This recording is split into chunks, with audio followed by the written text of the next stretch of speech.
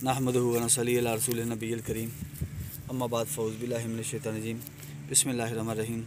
मोहतरम तैयबा कराम अज़ीज़ साथियों, ये मैं आज बाहर निकला हूँ जड़ी बूटी के सिलसिले में। तो ये मुलाज़ा फरमा लें, ये है संखा होली, इसको कहते हैं संखा होली। ये मुलाज़ा फरमा लें, ये मुलाज़ा फरमा लें।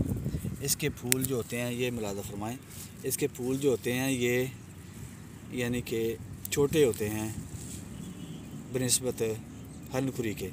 हरनखुरी का फूल बड़ा होता है और इसका फूल छोटा होता है। तो ये मुलाज़ा फरमा रहे हैं, ये चारों तरफ ये मुलाज़ा फरमा लें, ये मुलाज़ा फरमाएँ। चारों तरफ इसकी चादर बिछी हुई है संखा होली की, और बहुत ही तादाद में आई है संखा होली। ये मुलाज़ा फरमा लें, ये मुलाज़ा फरमा लें, हर तरफ संखा होली बिछी हुई है। असल में ये सख्त ज़मीन पे होती है, ये सख्त ज़मीन पे ज़्यादा होती है। तो ये मुलाज़ा फरमा लें मेरे दोस्तों। इसके बारे में बिलाल सन्यासी साहब ने कहा था कि ये बहुत अक्सीरी बूटी है, तो ये खून को बहुत साफ़ करती है और इसके बहुत से फ़वाइद हैं।